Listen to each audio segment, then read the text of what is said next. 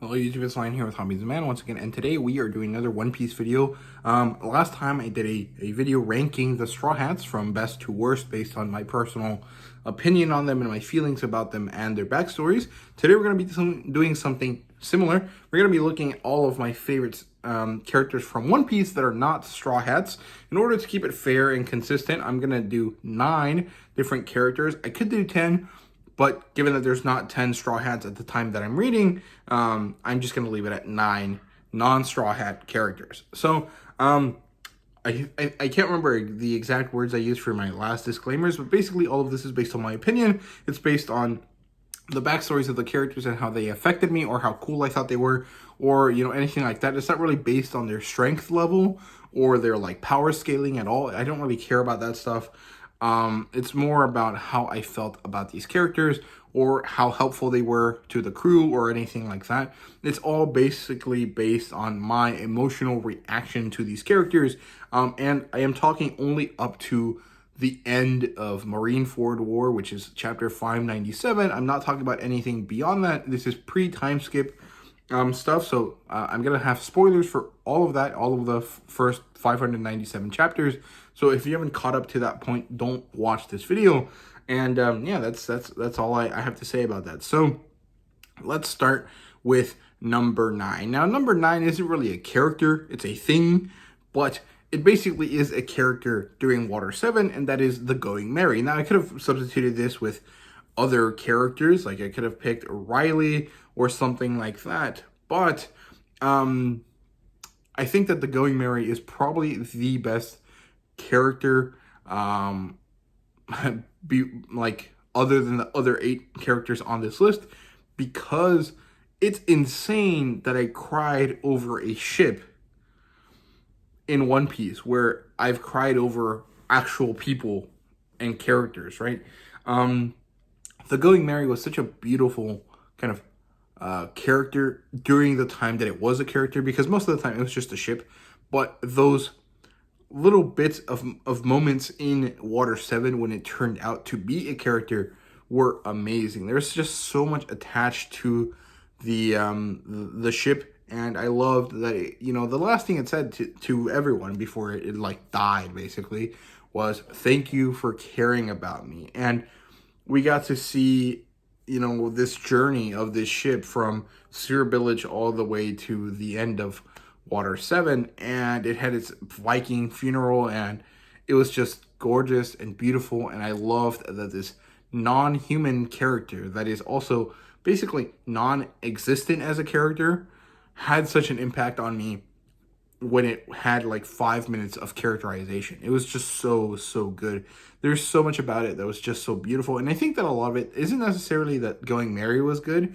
It's that everyone else is attached to the Going Merry, and you are attached to the Going Merry as well, since it has been the constant in every journey, right? And it's just beautiful. I liked it so much. I thought it was great. Maybe this isn't a proper character, but the Going Merry is number 9 on my list.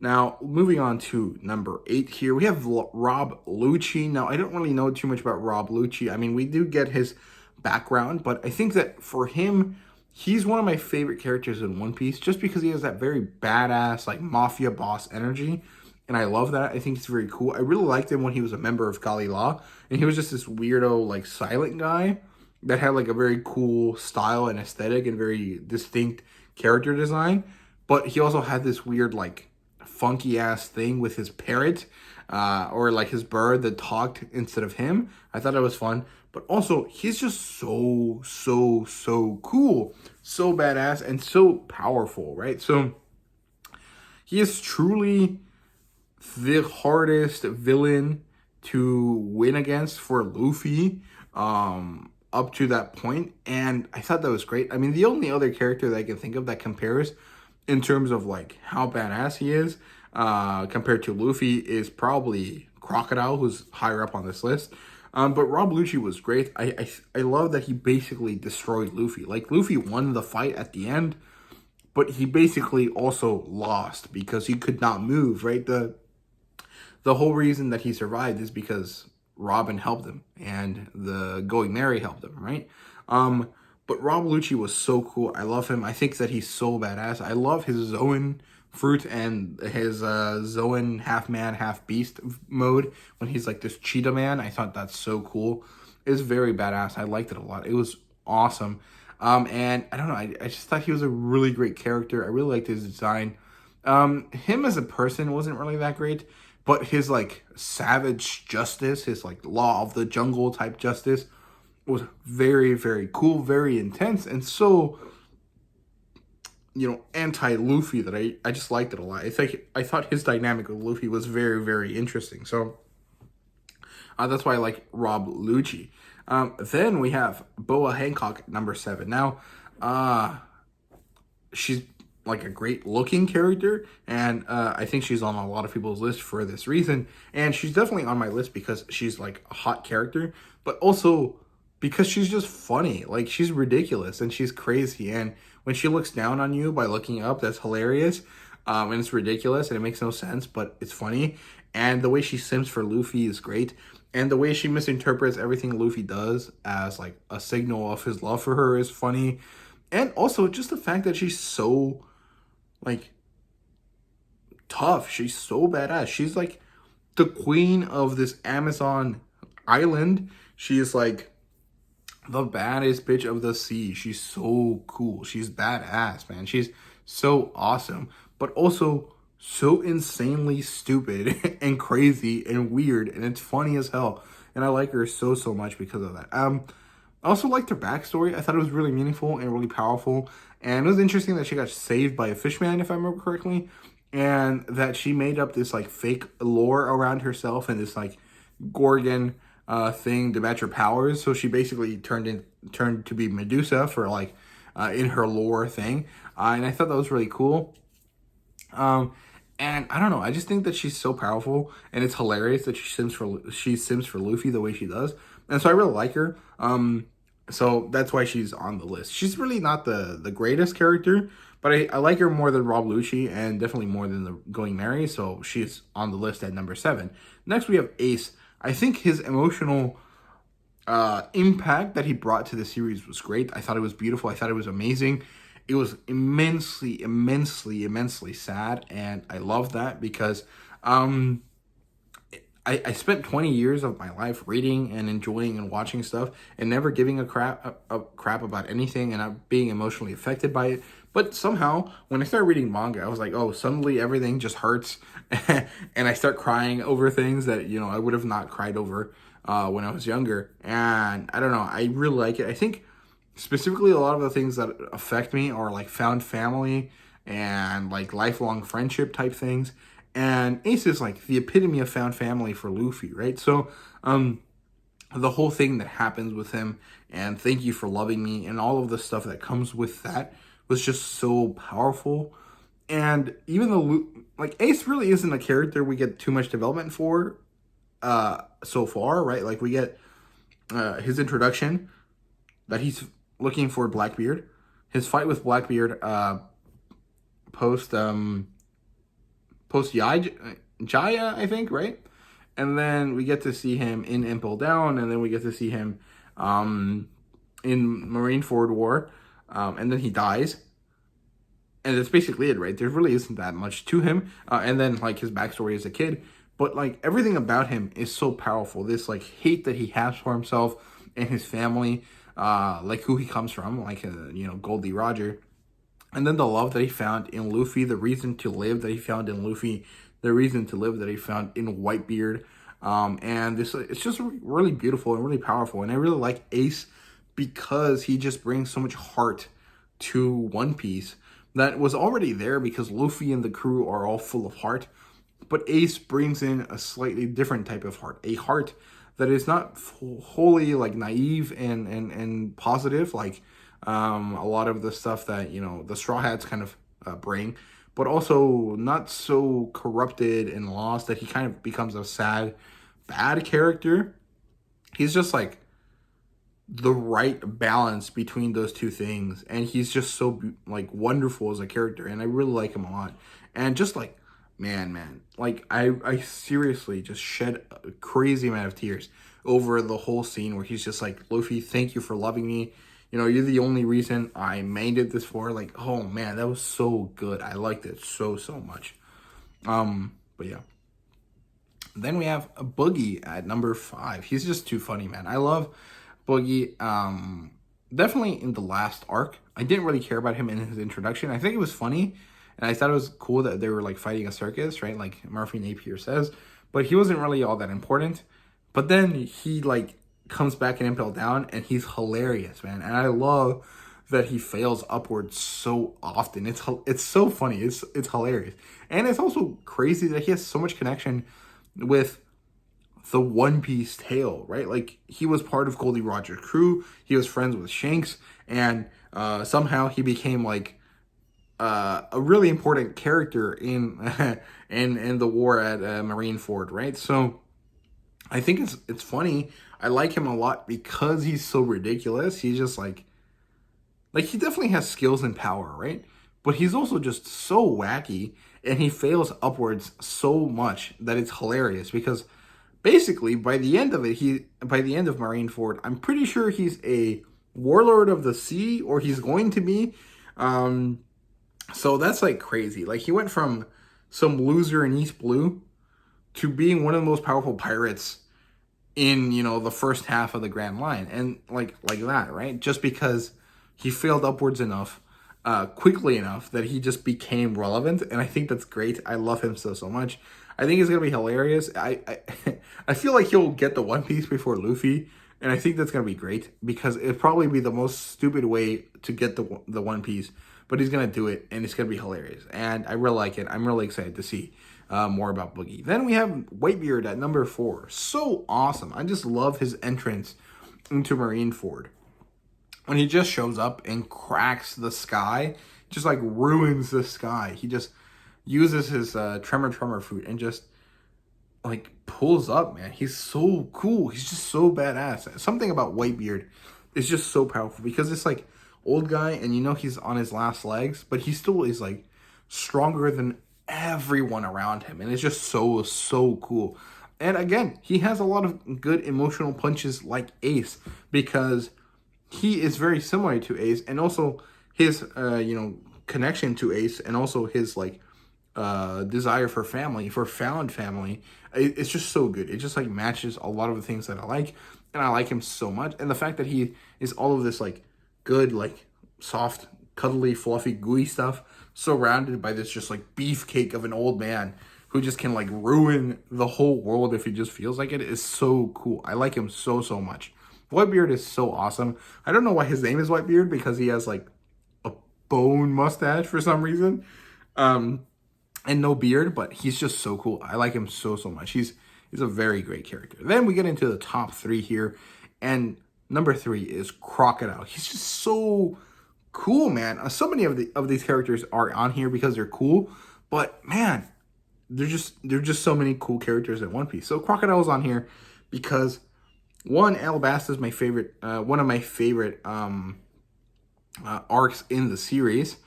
Probably behind Marineford War and Water 7. It's also behind that in terms of sagas, but like the arc specifically, it's like top 3 arcs for me for sure. And Crocodile is part of the reason why that's there, right?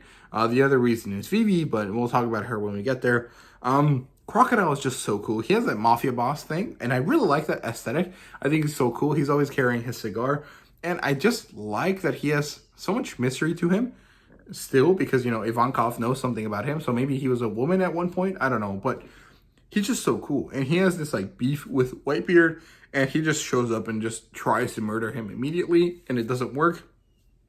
And Crocodile is just so intelligent and so smart and so evil, and it's just so cool. Like, he's just a badass character, man. I just like Crocodile so much because he's just so cool. Like, he just shows up and just like dehydrates people. That's so awesome. And the fact that he's just so smart that he basically made everyone hate each other on Alabasta just so he could benefit was so cool. Like it's horrible, but it's so cool that he managed to do this. He's just like the most intelligent character that I can think of in One Piece. And I like that a lot. I think that villains that are intelligent are much more interesting than villains that are just strong. And I like Crocodile a lot for that reason. So yeah, number 2 is Bon Clay, because that guy is just a straight up gangster, man. Like Bon Clay is awesome. I have to admit I didn't like him when he was first introduced. I was just like, it's just weird, right? I really don't like a lot of the Japanese, like, um, I don't know if they're male or female type characters. Like, I don't know what the proper term for them is. Basically, like the trap characters, even though I think that's like not like a term that a lot of people like anymore. But I don't like a lot of those characters because they're like so flamboyant. It's kind of annoying. I don't necessarily care about like the social political aspect of them. I don't really care about what people want to do with their lives. But I just don't like the type of character because that like overly flamboyant, like just unnecessarily annoying character it isn't my favorite. But Bon Clay is still that. I mean, like, I'm not gonna say he's not like that type of character, but he happens to just mean a lot in terms of like what One Piece is in terms of themes, because he really takes this like friendship thing to a whole nother level. And I just love his sacrifices because they're all made in the name of friendship, right? In the name of like, this boy, Luffy, has this power, this connection with these people, and he wants to be friends. And Bon Clay admires that. And so he wants to allow this man to live, right? So he sacrifices himself, and then he becomes friends with Luffy when they're in Impel Down. And then he does it again because that's what he thinks is right. And I like that a lot. I really love that. I think Bon Clay is a great character. I love him so much. By the end of Impel Down, I'm like all for Bon Clay. I really want him on the crew. I want to see him again. I know he probably is dead at this point, but no one is really ever dead in One Piece unless it's a flashback. So it's fine. He'll come back. He'll be part of the crew eventually. Maybe he'll be like, number 10 or number 11 on the crew. I don't know. But that's Bon Clay. Number 1 is Vivi. She's my favorite character by far that is not a Straw Hat. Maybe she even beats out a few of the Straw Hats here. I just love Vivi, and I really wish she was a Straw Hat so much. But I like Vivi for a lot of reasons, right? One, she holds her duty above everything else. She loves her people and her country, and she loves the Straw Hats too, but she has to pick one over the other, and she picks her country because that is the right thing to do. Do what is right, not what is easy. And I love her for that. I also love that she is such a strong, independent character. She fit right into the Straw Hats when she was traveling with them. And she and Luffy had this kind of a confrontation where I'm pretty sure Luffy punches her because she's being naive. And I really appreciate that she learned from that, but also that she just like got decked. I think it's funny, and like and I really appreciate that what that does to show Luffy's character, because he's not really held to like social norms. So he punched a woman, even if normally that's kind of frowned upon. But also he kind of had a point, and Vivi saw this and learned from it. And my favorite thing ever about Vivi was when she wanted to join them, and they knew, the crew knew that they couldn't acknowledge her. So they raised their arms with their little X of solidarity that marked them as, one and the same. And it was so beautiful. It's like, it reminded me of the one scene in Fairy Tail after, the Thunder Palace thing, where everyone is like doing the symbol to show that to Loxus that he's not going to be forgotten, and he's part of the family still, even if he was crazy and went insane and started trying to kill people. After that, that scene always makes me cry. And the Straw Hats raising their arms, showing Vivi their X on their arm, was like just the same type of vibe. And like chef's kiss, man. It was so good. I loved it so much. Vivi is a wonderful character. I love her. I want her to be part of the Straw Hats. I want to see her again. And she's my favorite character out of all of them. I think if we combine Straw Hats and non-Straw Hats, she's probably number 5. Number 4, maybe? No, yeah, I'll give her number 5 because I like Robin, Luffy, and Zoro, and Nami slightly better than Vivi. Like, Robin is still number 1, and Luffy and Zoro are still kind of, fair where they are. But Nami and Vivi, I think depending on the day, one would be, above the other. And today it just happens that Nami is at number 4 and Vivi is at number 5. But, You know, if Vivi comes back, screw Nami, man. Vivi number 4 for sure. But yeah, she beats out Brooke, Frankie, Chopper, Usopp, and Sanji for sure. I love her so much. She's one of my favorite characters.